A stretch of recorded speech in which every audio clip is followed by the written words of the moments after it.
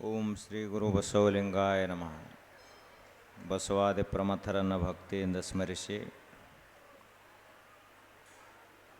ಬೀಳೂರಿನ ಗ್ರಾಮದೈವ ಕಾಲಭೈರವನಾಥನ ದಿವ್ಯ ಸನ್ನಿಧಿಗೆ ಭಕ್ತಿಯ ನಮನಗಳನ್ನು ಸಮರ್ಪಿಸಿ ನಮ್ಮೆಲ್ಲರ ಆರಾಧ್ಯರು, ವಿಶ್ವಕ್ಕೆ ಅದ್ವಿತೀಯವಾದಂತಹ ಸೇವೆಯನ್ನು ಸಲ್ಲಿಸಿ ಭಕ್ತರ ಮನದ ಆರಾಧ್ಯ ದೇವರಾದ ಪರಮಪೂಜ್ಯ ಶ್ರೀಮನ್ನಿರಂಜನ ಪ್ರಣವ ಸ್ವರೂಪಿ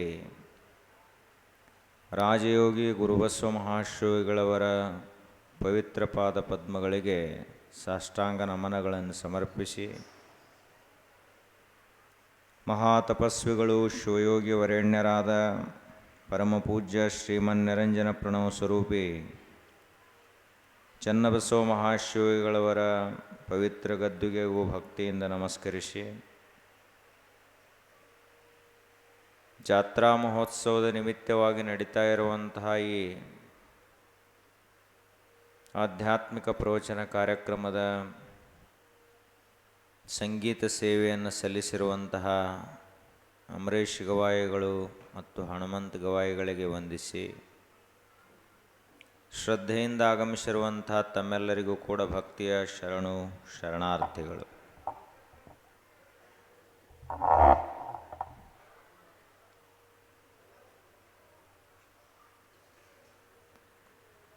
ಮನುಷ್ಯನ ಜೀವನ ಸಾರ್ಥಕವಾಗಬೇಕು, ನಿರರ್ಥಕವಾಗಬಾರದು. ನಮ್ಮ ಜೀವನ ನಾವು ದೇಹ ಬಿಡುವುದರೊಳಗಾಗಿ ಸಾರ್ಥಕ ಆಯ್ತಪ್ಪ ಅಂತ ನಮಗನಿಸ್ಬೇಕು. ಆ ರೀತಿಯಾಗಿ ನಾವು ಜೀವನವನ್ನು ಕಳೆಯಬೇಕು. ಆದರೆ ನಾವು ಕಣ್ಣು ಮುಚ್ಚುವಂತಹ ಕ್ಷಣದಲ್ಲಿ, ಕೊನೆಯ ಉಸಿರು ಎಳೆಯುವಂತಹ ಕ್ಷಣದಲ್ಲಿ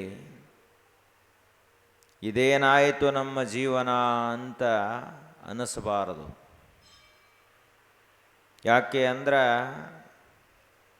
ನಾವು ಈ ಜಗತ್ತಿಗೆ ಬಂದದ್ದು ನಿರರ್ಥಕವಾದಂಥ ಜೀವನವನ್ನು ಸಾಗಿಸಲಿಕ್ಕಲ್ಲ. ನಾವು ನಮ್ಮ ಜೀವನವನ್ನು ಹಾಳು ಮಾಡಿಕೊಳ್ಳಿಕ್ಕೆ ಬರಲಿಲ್ಲ, ಅಥವಾ ಈ ಜಗತ್ತನ್ನು ಹಾಳು ಮಾಡುವುದಕ್ಕಾಗಿಯೂ ಬರಲಿಲ್ಲ. ನಾವು ಬಂದದ್ದು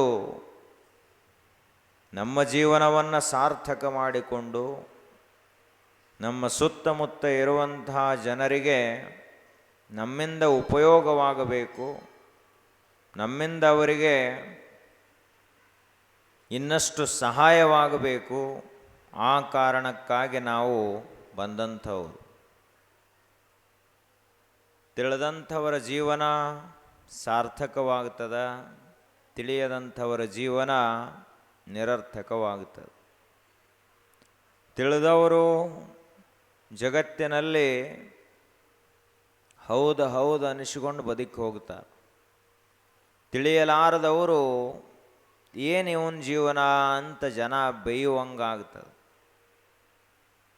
ನಾವು ಈ ಎರಡರಲ್ಲಿ ಯಾವ ರೀತಿಯ ಜೀವನ ನಮ್ಮದಾಗಬೇಕು ಅಂತ ನಾವು ಆಯ್ಕೆ ಮಾಡಬೇಕು. ನಮ್ಮ ಜೀವನ ಏನೋ ಸಾರ್ಥಕವಾಗಬೇಕು ಅಥವಾ ನಿರರ್ಥಕವಾಗಬೇಕು. ನಮ್ಮ ಜೀವನದಿಂದ 100 ವರ್ಷದ ಆಯುಷ್ಯವನ್ನು ಬಳಸುವುದರಿಂದ ಜಗತ್ತಿಗೆ ಒಳ್ಳೆಯದಾಗಬೇಕೋ ಅಥವಾ ಕೆಟ್ಟದ್ದಾಗಬೇಕು. ನಾವು ಮುಳ್ಳಿನ ಕಂಟಿಯಾಗಬೇಕೋ ಅಥವಾ ಹೂವಿನ ಸುಗಂಧವಾಗಬೇಕೋ ಅಂತ ನಾವು ನಿರ್ಣಯ ಮಾಡಬೇಕು. ಯಾಕೆ ಅಂದ್ರೆ ಮುಳ್ಳಿನ ಕಂಟಿ ಚುಚ್ಚುಗೋತು ಹೋಗ್ತದೆ, ಅದನ್ನು ಯಾರೂ ನೆನಪಿಡುವುದಿಲ್ಲ. ಹೂವು ಪರಮಾತ್ಮನ ತಲೆಗೇರುವುದರಿಂದಾಗಿ ಅದನ್ನು ಎಲ್ಲರೂ ನೆನಪಿಡುತ್ತಾರೆ. ಮುಳ್ಳ ವರ್ಷಗಳವರೆಗೆ ಬದುಕಬಹುದು, ಹೂವು ಬರೀ ಒಂದು ದಿವಸ ಬದುಕಬಹುದು. ಆಯುಷ್ಯ ಎಷ್ಟೈತೆ ಅನ್ನೋಕ್ಕಿಂತ ಹೆಂಗೆ ಬದುಕೈತಿ ಅನ್ನೋದು ಬಹಳ ಮುಖ್ಯ. ಹಾಗೆ ನಾವು ಕೂಡ 100 ವರ್ಷ ಬದುಕಿದರೆ ಏನು, ಜನರ ಮನಸ್ಸಿನಲ್ಲಿ ಕೆಟ್ಟವರಾಗಿ ಸಮಾಜ ಕಂಟಕರಾಗಿ ಬದುಕಿದ್ದೀವಿ ಅಂದ್ರೆ ಅದೇ ಥರ ಜೀವನ ಹೆಂಗಿರಬೇಕು ಅಂದ್ರೆ ಸ್ವಲ್ಪ ಕಾಲ ಬದುಕುವ ಲೆಕ್ಕ, ಆದ್ರೆ ಜಗತ್ತಿಗೆ ಉಪಯೋಗ ಆಗಬೇಕು. ಇವನನ್ನು ಜನ ನೆನೆಸುವಂತಹ ಜೀವನ ಇವನದಾಗಬೇಕು. ಬದುಕಿನ ಸಾರ್ಥಕತೆಯ ದಾರಿ ಯಾವುದು ಅಂದ್ರೆ ಜ್ಞಾನವೇ ಬದುಕಿನ ಸಾರ್ಥಕತೆಯ ದಾರಿ.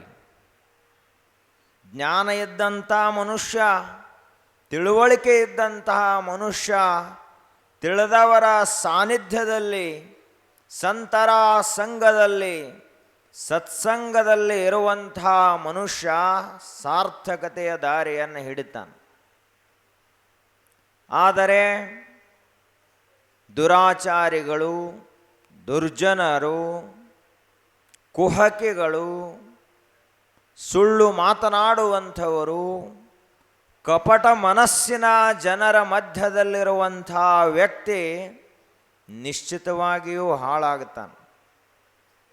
ಹಾಳಾಗಬೇಕಂದ್ರೆ ಹಾಳಾದವ್ರ ನಡು ಹೋಗಿದ್ದ ಅಂದ್ರೆ ಹಾಳಾಗತ್ತಾನ, ಸಂಶಯನೇ ಇಲ್ಲ. ಉದ್ಧಾರ ಆಗಬೇಕು ಅಂದರೆ ಯಾರ್ಯಾರು ಈಗಾಗಲೇ ಉದ್ಧಾರ ಆಗ್ಯಾರ ಅವ್ರ ನಡು ಹೋಗಿರೋದು. ಸಾರ ಸಜ್ಜನರ ಸಂಘ ಲೇಸು ಕಂಡಯ್ಯ, ದೂರ ದುರ್ಜನರ ಸಂಘ ಭಂಗವಯ್ಯ. ಇಬ್ಬರದಾರ, ಒಟ್ಟು ಒಬ್ಬರು ಸಜ್ಜನರದಾರ, ಒಬ್ಬರು ದುರ್ಜನರದಾರ.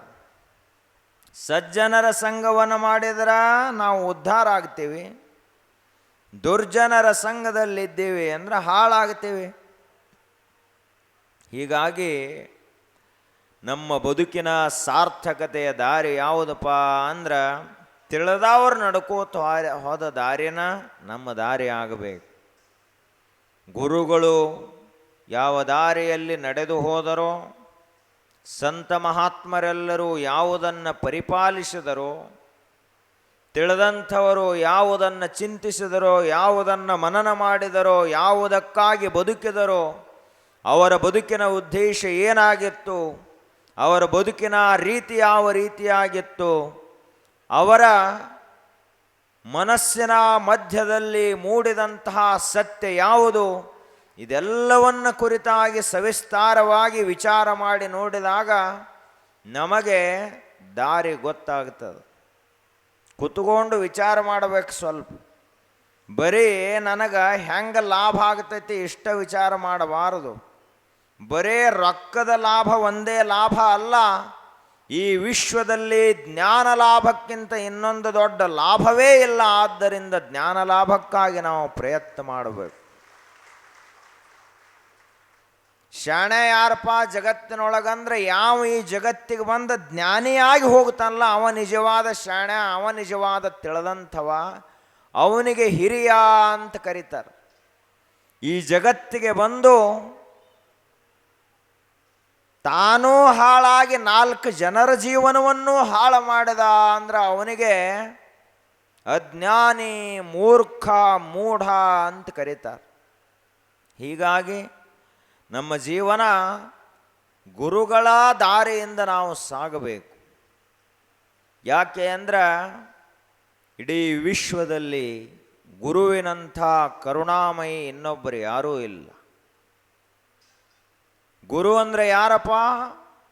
ಅಪಾರ ಕರುಣಾಮಯ, ಕರುಣಾ ಸಾಗರ, ದಯಾಘನ, ದಯಾವಾರಿಧಿ, ದಯಾ ಸಮುದ್ರ ಅಂತ ಕರೀತಾರೆ ಗುರುವಿಗೆ. ನಾವು ಯಾರಿಗೆ ಶರಣು ಹೋಗಬೇಕು, ಯಾರ ಹತ್ತಿರ ಹೋಗಿ ನಮ್ಮ ಮನಸ್ಸಿನಲ್ಲಿರುವಂಥ ದುಃಖವನ್ನು ಹೇಳ್ಕೋಬೇಕು ಅಂದ್ರೆ ಯಾವ ವ್ಯಕ್ತಿಯ ಮುಂದೆ ಹೇಳಿದ್ರೆ ಅದು ಪರಮಾತ್ಮನ ಮುಂದೆ ಹೇಳಿದಂತೆ ಆಗ್ತದಲ್ಲ ಅಂಥ ಗುರುವಿನ ಮುಂದೆ ಹೇಳಬೇಕು. ಯಾಕೆ ಅಂದ್ರೆ ಸದಾಕಾಲ ನಮಗೆ ಹಿತ ಆಗಲಿ ಅಂತ ಬಯಸುವಂಥವ ಯಾರದಾನಲ್ಲ ಅವನೇ ನಿಜವಾದ ಗುರು. ನಿಸ್ವಾರ್ಥಿಯಾಗಿರ್ತಾನ.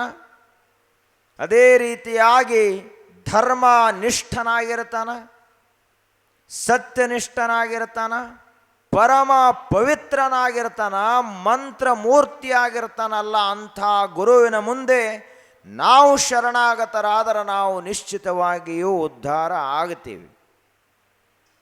ಆದರೆ ನಮಗದು ತಿಳಿಬೇಕಷ್ಟ. ಗುರು ಅಂದ್ರೆ ಅತಿ ದೊಡ್ಡ ಶಕ್ತಿ. ಅಂತಹ ಮಹಾಗುರು, ಪರಮಗುರು, ಆಚಾರ್ಯದಲ್ಲಿಯೇ ಆಚಾರಕ್ಕೆ ಅರಸರಾಗಿ, ನೀತಿಯಲ್ಲಿ ಪ್ರಭುವಾಗಿ, ತಮ್ಮ ಕರ್ತೃತ್ವ ಶಕ್ತಿಯಲ್ಲಿ ಸಿದ್ಧರಾಮೇಶ್ವರನಂತೆ ಬೆಳಗಿದಂತಹ ಮಹಾನಿರಂಜನ ಮೂರ್ತಿ, ಪರಮ ವಿರಕ್ತ ರಾಜ, ಅದ್ವಿತೀಯ ಅನುಭಾವಿ, ಮಹಾಶಿವಯೋಗಿ ಗುರುಬಸವ ಮಹಾಶಿವಯೋಗಿಗಳು. ಎಂತಹ ಘನವಾದ ವ್ಯಕ್ತಿತ್ವ. ಒಬ್ಬ ವ್ಯಕ್ತಿ ತತ್ವವಾಗುವುದು ಯಾವಾಗ ಅಂತ ಕೇಳಿದ್ರೆ, ಯಾವಾಗ ಅವನ ನಡೆ ನುಡಿಗಳೆಲ್ಲವೂ ದೇವ ಸದೃಶವಾಗ್ತಾವಲ್ಲ, ಆವಾಗ ವ್ಯಕ್ತಿಯೇ ಶಿವಸ್ವರೂಪಿಯಾಗ್ತಾನೆ, ವ್ಯಕ್ತಿಯೇ ದೇವರಾಗ್ತಾನೆ. ಅವನ ನಡೆ ನುಡಿಗಳಲ್ಲಿ ಅವ ನಡೆದ್ರ ವಿಶ್ವವೇ ನಡೆದಂತೆ, ಅವ ನುಡಿದ್ರ ಶಿವನೇ ನುಡಿದಂತೆ, ಅವನು ನೋಡಿದರ ಸಾಕ್ಷಾತ್ ದಯಾಘನನಾದಂಥ ಪರಮಾತ್ಮ ನೋಡಿದಂತೆ. ಅಂತಹ ಅಸಾಮಾನ್ಯವಾದ ದೈವೀ ಗುಣಗಳನ್ನು ಯಾವ ಮನುಷ್ಯ ತನ್ನಲ್ಲಿ ಪ್ರತಿಷ್ಠಾಪಿಸಿಕೊಂಡಿರ್ತಾನಲ್ಲ, ಅವನಿಗೆ ಮಹಾತ್ಮರು ಅಂತ ಕರೀತಾರೆ.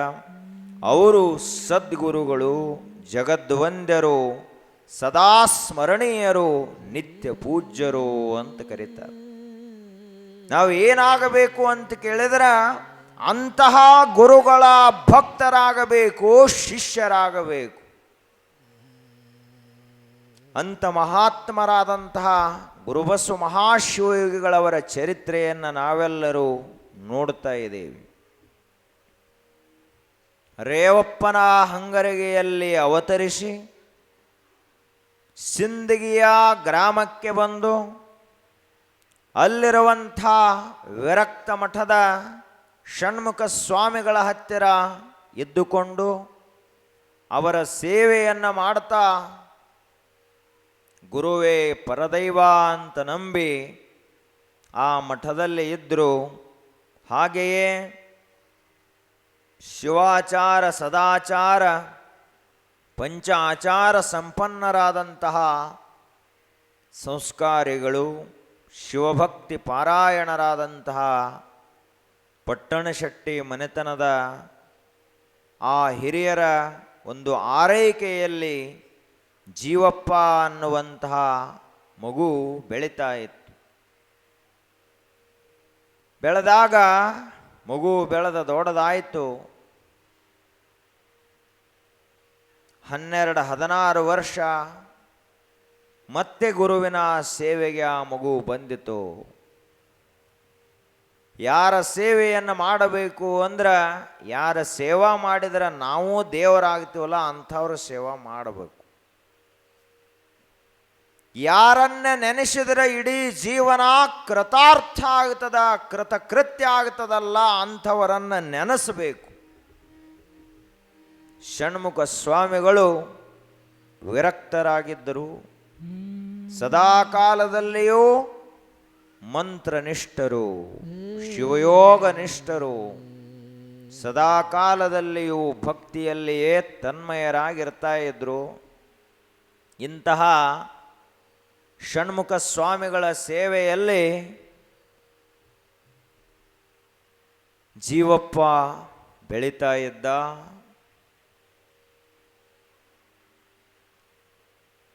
ಆಗ ಪಟ್ಟಣಶೆಟ್ಟಿ ಮನೆತನದವರು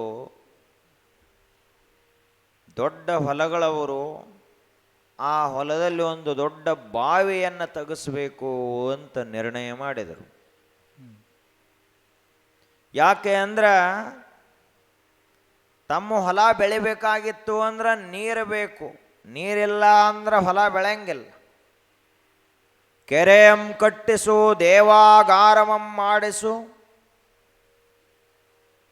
ಅರವಟ್ಟಿಗೆ ಅನ್ನಛತ್ರಗಳನ್ನು ಇಡು, ಸಾಲು ಮರಗಳನ್ನು ಹಚ್ಚುವುದು, ಇವೆಲ್ಲ ಧರ್ಮದ ಕಾರ್ಯಗಳು ಅಂತ ಹಿಂದಿನ ರಾಜ ಮಹಾರಾಜರ ತಿಳ್ಕೊಂಡಿದ್ರು.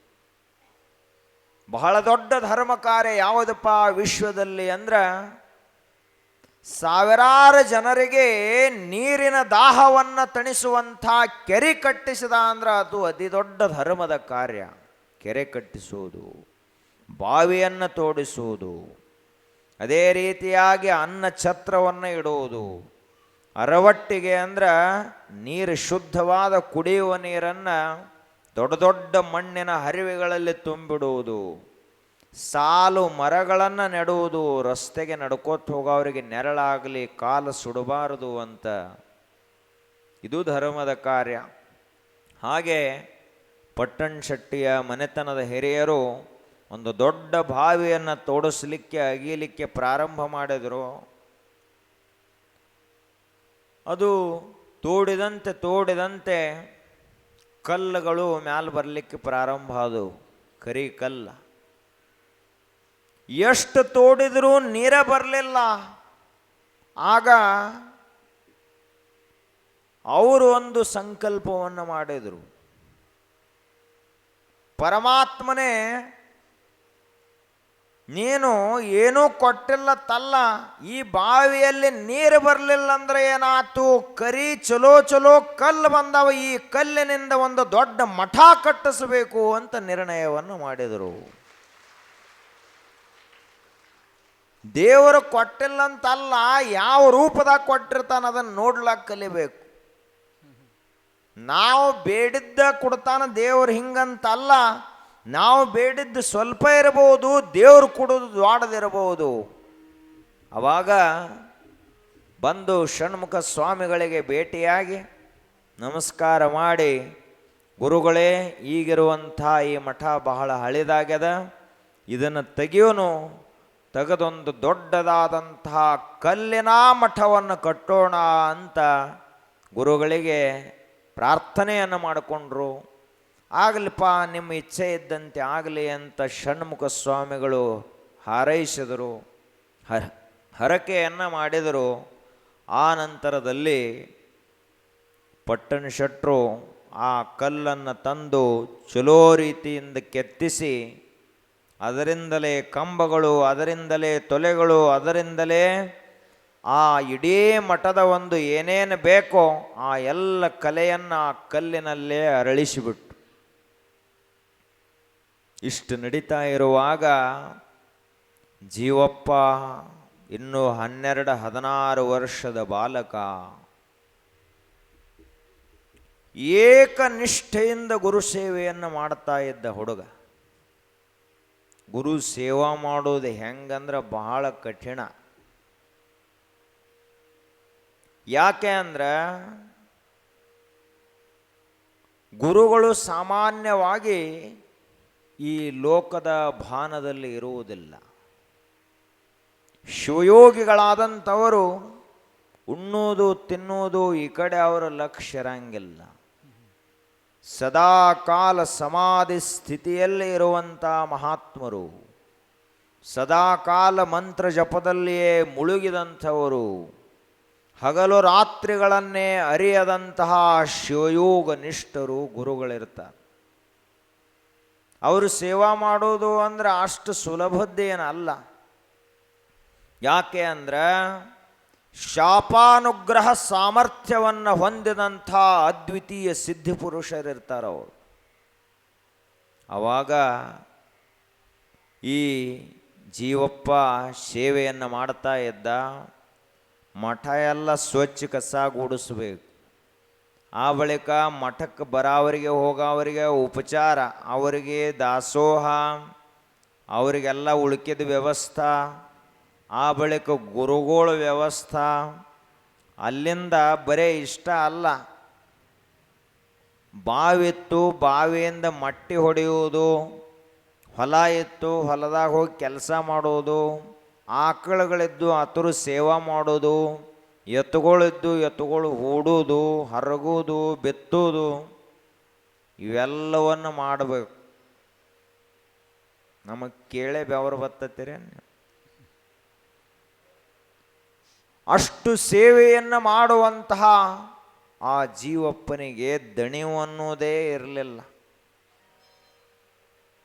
ಹಗಲ ರಾತ್ರಿ ಅನ್ನದೇ ಓಡಾಡ್ಕೋತ ಅಷ್ಟೊಂದು ಉತ್ಸಾಹದಿಂದ ಈ ಮಗು ಸೇವೆಯನ್ನು ಮಾಡುವುದನ್ನು ನೋಡಿ ಸಿಂಧಿಗೆಯಲ್ಲಿರುವಂಥ ಎಲ್ಲ ಸದ್ಭಕ್ತರ ಆಶ್ಚರ್ಯಚಕಿತರಾದರು. ಈ ಮಗು ಸಾಮಾನ್ಯ ಅಲ್ಲ, ಯಾಕೆ ಅಂದರೆ ಈ ಬಾಲಕನಲ್ಲಿ ಇಷ್ಟೊಂದು ಶಕ್ತಿ ಅದ ಅಂದರೆ ಇವೇನು ಸಣ್ಣ ಹುಡುಗಲ್ಲ, ಸಾಕ್ಷಾತ್ ಶಿವಸ್ವರೂಪಿ ಅದಾನ ಅಂತ ಅಲ್ಲಿಯ ಭಕ್ತರು. ಸಾಮಾನ್ಯ ಬಾಲಕನಿದ್ದ ಅಂದ್ರ ಅಷ್ಟು ಚಾಚೂ ತಪ್ಪದೆ ಕಸ ಗುಡಿಸುವುದು, ಮಠ ಎಲ್ಲ ಸ್ವಚ್ಛ ಮಾಡೋದು, ಗುರುವಿನ ಸೇವೆಯನ್ನು ಮಾಡುವುದು, ಮಠಕ್ಕೆ ಬಂದಂಥ ಹೋದಂಥ ಭಕ್ತರಿಗೆಲ್ಲ ಆರೈಕೆ ಮಾಡುವುದು, ಹೊಲದಾಗ ದುಡಿಯುವುದು, ಇದನ್ನೆಲ್ಲ ಮಾಡ್ಲಿಕ್ಕಾಗ್ತತೇನು ಆ ವಯಸ್ಸಿನಲ್ಲಿ? ಅತ್ಯಂತ ಚಂಚಲ ವಯಸ್ಸು ಯಾವುದಪ್ಪ ಅಂದ್ರೆ ಸಣ್ಣ ಮಗು. 5 ವಯಸ್ಸಿನಿಂದ 16 ವಯಸ್ಸಿನವರೆಗೆ 8-9 ವರ್ಷಗಳ ಕಾಲ ಮಕ್ಕಳು ಬಹಳ ಚಂಚಲ ಇರ್ತಾವೆ. ಆದರೆ ಅದೇ ವಯಸ್ಸಿನಲ್ಲಿ ಈ ಬಾಲಕ ಅದ್ವಿತೀಯವಾದಂಥ ಸೇವೆಯನ್ನು ಮಾಡ್ತಾ ಇದ್ದ. ಒಂದಿಷ್ಟು ತಮ್ಮ ಅವ್ವ ಅಪ್ಪನ ನೆನಪನ ಮಗುವಿಗೆ ಬರಲಿಲ್ಲ ಅಂದ್ರೆ ಎಂಥ ಆಶ್ಚರ್ಯ ಇದು. ಯಾವ ವಯಸ್ಸಿನಲ್ಲಿ ಮಕ್ಕಳು ತಂದೆ ತಾಯಿಯನ್ನು ಬಿಟ್ಟು ಅಗಲುವುದಿಲ್ಲ, ಅದೇ ವಯಸ್ಸಿನಲ್ಲಿ ಎಲ್ಲವನ್ನು ಬಿಟ್ಟು ಅಣ್ಣೆಲ್ಲ ತಮ್ಮೆಲ್ಲ, ಅಕ್ಕೆಲ್ಲ ತಂಗಿಲ್ಲ, ಕಾಕ ಎಲ್ಲ ಕಾಕೂ ಇಲ್ಲ, ಅವಿಲ್ಲ ಅಪ್ಪಿಲ್ಲ, ಯಾರ್ಯಾರು ಇಲ್ಲ, ಬರೀ ಗುರು ಒಬ್ಬರೇ, ಅವರ ತಂದೆ ತಾಯಿ ಬಂಧು ಬಳಗ ಎಲ್ಲವೂ. ಆ ವಯಸ್ಸಿನಲ್ಲಿ ಎಲ್ಲವನ್ನು ಬಿಟ್ಟು ಈ ರೀತಿಯಾಗಿ ಸೇವೆ ಮಾಡುವಂಥ ಈ ಬಾಲಕನನ್ನು ನೋಡಿ ಎಂಥವರಿಗೂ ಕೂಡ ವಿರಕ್ತಿ ಬರಬೇಕು, ಎಂಥವರಿಗೂ ಈ ಮಗುವಿನಂತೆ ಆಗಬೇಕು ಅಂತ ಅನಿಸ್ಬೇಕು. ಆ ರೀತಿಯಾದ ಘನ ವ್ಯಕ್ತಿತ್ವ ಅಂತ ಕರೀತಾರೆ. ಬೆಳೆಯುವ ಸಿರಿ ಮೊಳಕೆಯಲ್ಲೇ ನೋಡು ಎನ್ನುವಂತೆ ಬೀಜ ಹೆಂಗೈತಪ್ಪ ಅಂತ ಆ ಬೀಜ ನೋಡ್ರೇನೆ ಹೇಳ್ಬೋದು. ಇದು ಮುಂದೆ ನಾಟತೈತೋ ಇಲ್ಲೋ, ಇದು ಎಷ್ಟು ದೊಡ್ಡ ಹೆಮ್ಮರವಾಗಿ ಬೆಳೀತದ, ಇದರಲ್ಲಿ ಎಷ್ಟು ತಾಕತ್ತೈತಿ ಅಂಥೇಳಿ ಬರೀ ಅದನ್ನು ಭೂಮಿಯಲ್ಲಿ ಹಾಕಿದ 4 ದಿವಸಕ್ಕೇನು ಸಸಿ ಬರ್ತೈತಲ್ಲ, ಮೊಳಕೆ ಹೊಡಿತೈತಲ್ಲ, ಆಗಲೇ ಹೇಳ್ಬೋದು ಇದು ಮುಂದೆ ಇಷ್ಟ ಹಣ್ಣು ಕೊಡ್ತೈತಿ, ಇಷ್ಟು ದೊಡ್ಡದಾಗ್ತೈತಿ ಅಂತ ಹೇಳ್ಬೋದು. ಹಾಗೆ ನಾವು ಕೂಡ ಮನುಷ್ಯರು ನಾವು ಎಷ್ಟು ದೊಡ್ಡವರಾಗ್ತೀವಿ ಅನ್ನೋದನ್ನು ಬರೀ ಮೊದಲಿನ ಒಂದು 16 ವರ್ಷದವರೆಗಿನ ಜೀವನವನ್ನು ನೋಡಿದರೆ ಗೊತ್ತಾಗ್ತದೆ. ಈ ಮಗು ಏನಾಗ್ತದ ಮುಂದೆ, ಇದರಲ್ಲಿ ಎಂಥ ಸಾಮರ್ಥ್ಯ ಅದ, ಎಂತಹ ಶಕ್ತಿ ಅದ, ಇದು ಮುಂದೆ ಎಷ್ಟು ದ್ವಾಡದಾಗಬಹುದು ಅಂತ ಬರೀ 16 ವರ್ಷದ ಒಳಗಿನ ಮಗುವನ್ನು ನೋಡಿ ಕಂಡು ಹಿಡ್ಲಕ್ಕೆ ಬರ್ತದೆ. ಅವಾಗ ಈ ಜೀವಪ್ಪ ಇಷ್ಟೆಲ್ಲ ಸೇವೆಯನ್ನು ಮಾಡ್ತಾ ಇದ್ದ. ಗುರುಗಳಿಗೂ ಕೂಡ ಅಷ್ಟೇ ಇವರ ಮೇಲೆ ವಿಶೇಷವಾದಂತಹ ಪ್ರೀತಿ ವಾತ್ಸಲ್ಯ. ಗುರು ಸೇವೆ ಮಾಡುವುದು ಅಂದ್ರೆ ಅತಿ ದೊಡ್ಡ ತಪಸ್ಸದು, ಬಹಳ ದೊಡ್ಡ ತಪಸ್ಸು. ನಾವು ಸ್ವಂತ ಬೇಕಾದಷ್ಟು ಕೂತ್ಕೊಂಡು ಜಪ ಧ್ಯಾನ ಯೋಗ ಅಧ್ಯಯನ ಚಿಂತನ ಏನು ಬೇಕಾದ ಮಾಡಿದರೂ ಕೂಡ ಒಬ್ಬ ಬ್ರಹ್ಮಜ್ಞಾನಿಯಾದಂಥ ಗುರುವಿನ ಸೇವಾ ಮಾಡಿದ್ರೆ ಲಕ್ಷೋಪಲಕ್ಷ ಪುಣ್ಯ ನಮಗೆ ಬರ್ತೈತೆ. ಅಷ್ಟು ದೊಡ್ಡದು ಗುರುವಿನ ಸೇವೆ.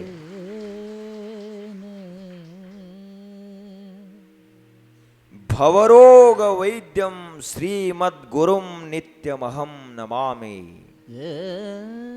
ಆನಂದಮಾನಂದಕರಂ ಪ್ರಸನ್ನಂ ಜ್ಞಾನಸ್ವರೂಪಂ ನಿಜಬೋಧ ರೂಪಂ ಯೋಗೀಂದ್ರಮೀಡ್ಯಂ ಭವರೋಗ ವೈದ್ಯಂ ಶ್ರೀಮದ್ಗುರುಂ ನಿತ್ಯಮಹಂ ನಮಾಮಿ.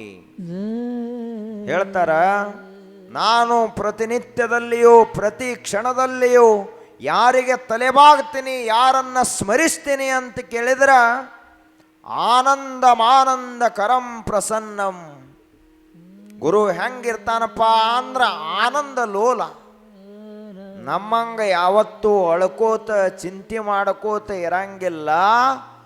ಆನಂದ ಸಾಗರದಲ್ಲಿ ಮುಳುಗಿದಂಥವರೇ ನಿಜವಾದ ಸದ್ಗುರು, ನಿಜವಾದ ಯೋಗಿ.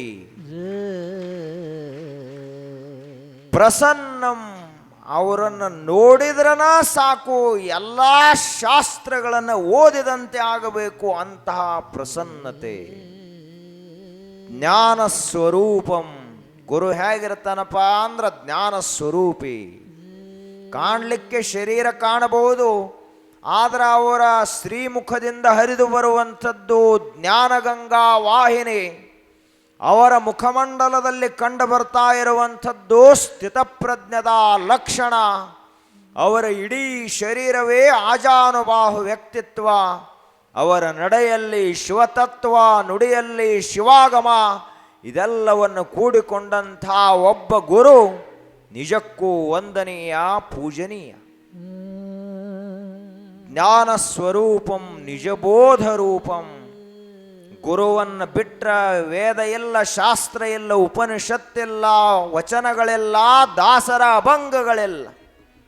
ಸಮಸ್ತವು ವಿಶ್ವದ ಸಮಸ್ತ ಜ್ಞಾನವೆಲ್ಲ ಒಬ್ಬ ಗುರುವಿನಲ್ಲಿ ಪ್ರತಿಷ್ಠಿತ ಆಗಿರುತ್ತದೆ. ಒಬ್ಬ ಗುರು ಅಂದ್ರ ಸಮಸ್ತ ಬೋಧ, ಸಮಸ್ತ ಉಪದೇಶ, ಇಡೀ ವಿಶ್ವದ ಮೂಲ ಸತ್ಯ ಒಬ್ಬ ಗುರುವಿನ ಆಕಾರ ತಾಳಿ ನಿಂತಿರ್ತದೆ. ನಿಜಬೋಧ ರೂಪಂ ಯೋಗೀಂದ್ರ ಮೀಡ್ಯಂ.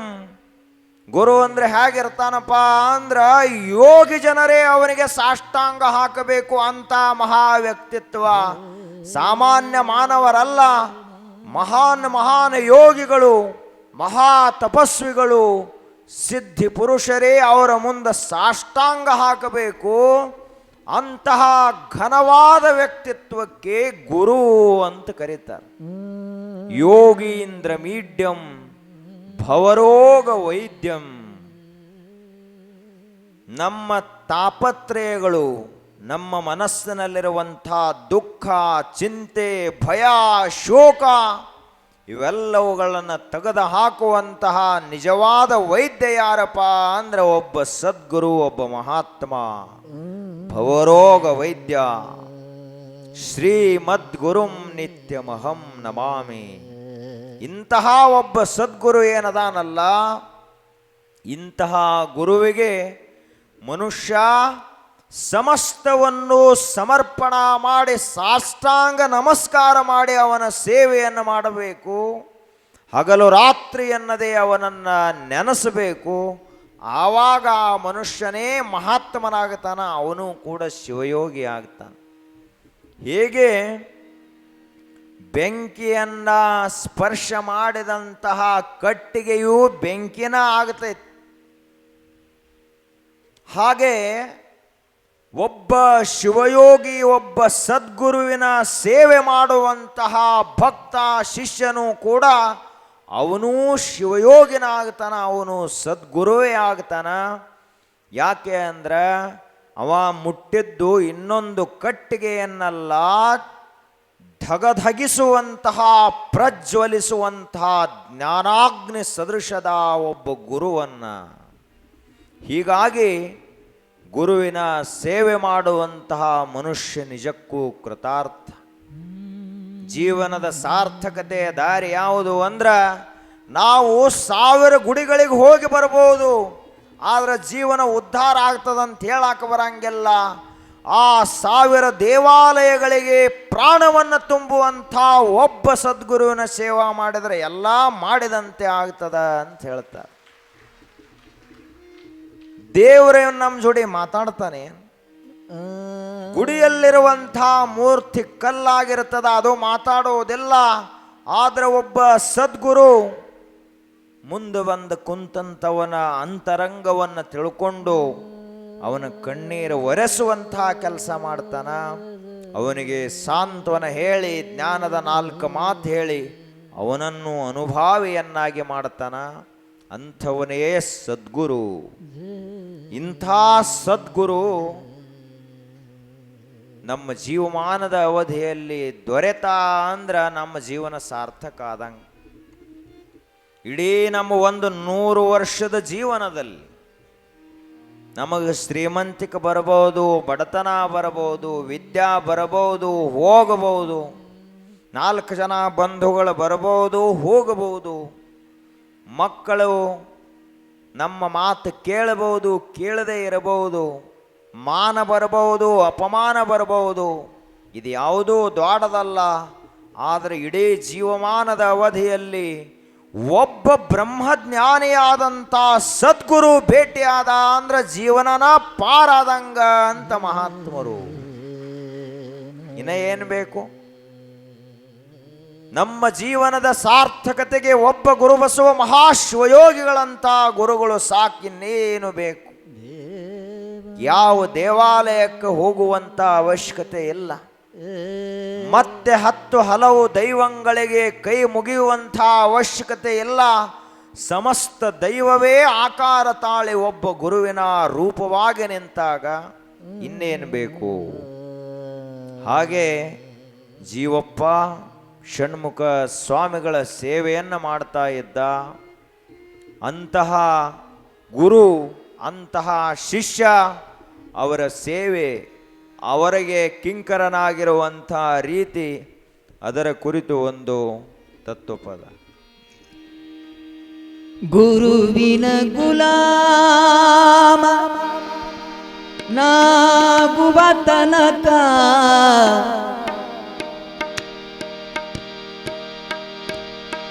ದೊರೆಯದಣ್ಣ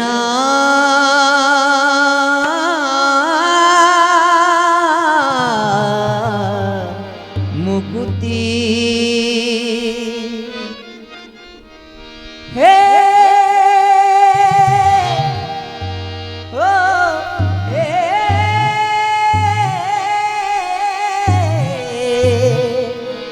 ಆ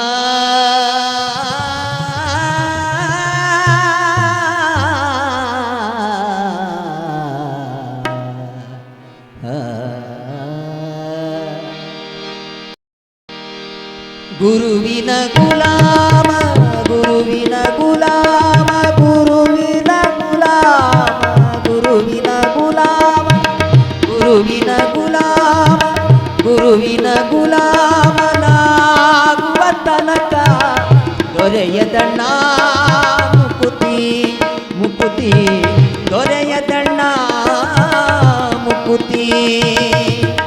ಪರಿಪರಿಯನೇಕ ಶಾಸ್ತ್ರವನೋದಿ ವ್ಯರ್ಥವಾಯಿತು ಬಕುತಿ. ಪರಿಪರಿಯನೇಕ ಶಾಸ್ತ್ರವನೋದಿ ವ್ಯರ್ಥವಾಯಿತು ಬಕುತಿ. ಗುರುವಿನ ಗುಲಾಮ ನಾಗುವ ತನಕ ದೊರೆಯದಣ್ಣ ಮುಕುತಿ.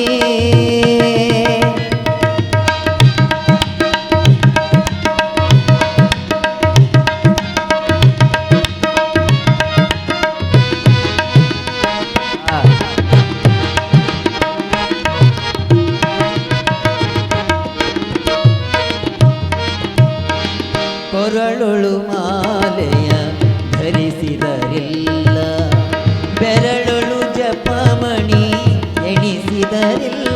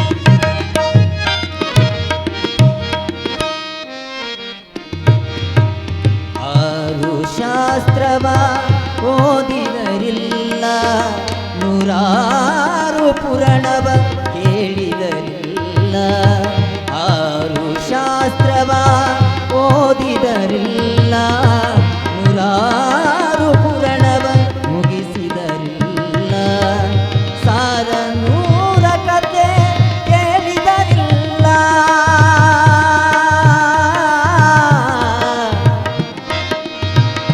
ಏ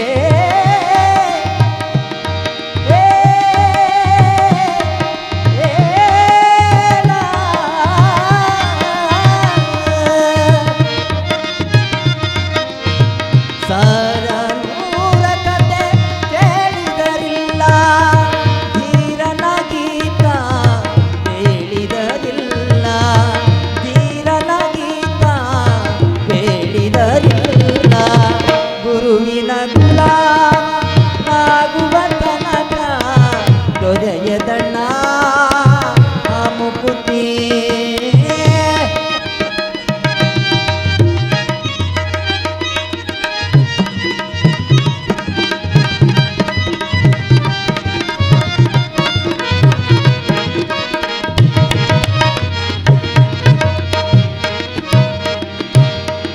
ನಾರಿಯ ಬೋಧ ಅಳಿಸಿದರಿಲ್ಲ ಶರೀರಕ್ಕೆ ಕಷ್ಟವ ಪಡಿಸಿದರಿಲ್ಲ ಆ ಮದನಿದ ಮಗ ಸರಿ ಗರಿ ಗಮ ಗಮ ಪದ ಪದ ಮಪ ಗಮ ರಿ ಗ ಸರಿ ನಿ ಸ ದ ನಿ ನಿ ಸ ಸರಿ ರಿ ಗ ಗಮ ಮ ಪದ ಪ ದ ನಿ ನಿ ಸ ಸ ಸ ಸ ಸ ಸ ಗರಿ ರಿ ಸ ಮ ಗ ಮ ಗ ಮ ಗ ಮ ಗ ಮ ಗ ಮ ಗ ಗ ಮ ಪ the the the the the the the the the the the the ನಿ ನಿ ನಿ ನಿ ನಿ ನಿ ನಿ ನಿ ನಿ ನಿ ಸ ನಿ ನಿ ಸ ಸ ನಿ ನಿ ಸ ಸ ನಿ ನಿ ರ ರ ನಿ ನಿ ಸ ಸ ನಿ ನಿ ರ ರ ರ ರ ರ ರ ರ ರ ರ ರ ಸ ರ ಗ ರೆ ಗ ಮ ಗ ಮ ಗ ಮ ಗ ಮ ಗ ಮ ಗ ನಿ ಸ ನಿ ಸ ದ ಪ ದ ಮ ಪ ಗ ಮ ರಿ ಗ ಸ ರಿ ನಿ ಸ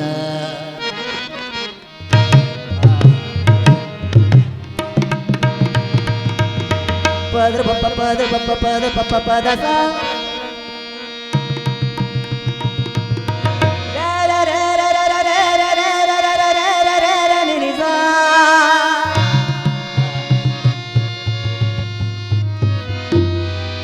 ಗರಿ ರಿ ಸ ಗರಿ ರಿ ಸ ಗರಿ ರಿ ಸ ನಿ ಸ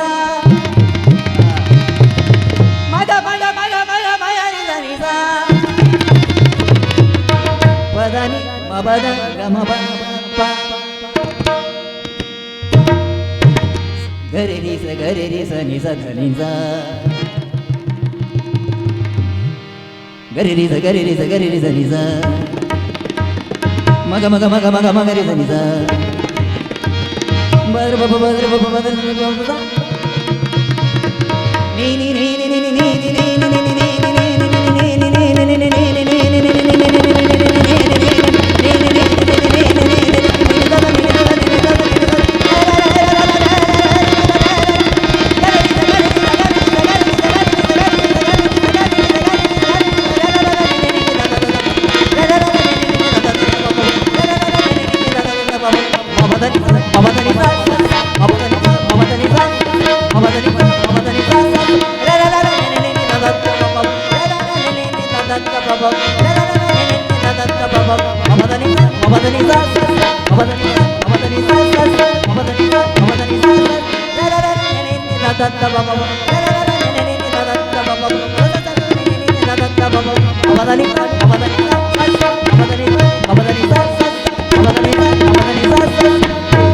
ವಿಠಲ ವಿಠಲ ವಿಠಲ ವಿಠಲ ವಿಠಲ ವಿಠಲ ವಿಠಲ ವಿಠಲ ಜಯ ಜಯ ವಿಠಲ ವಿಠಲ ವಿಠಲ ವಿಠಲ ವಿಠಲ ವಿಠಲ ವಿಠಲ ವಿಠಲ ವಿಠಲ ವಿಠಲ ವಿಠಲ ವಿಠಲ ವಿಠಲ ವಿಠಲ ವಿಠಲ ವಿಠಲ ವಿಠಲ ವಿಠಲ ವಿಠಲ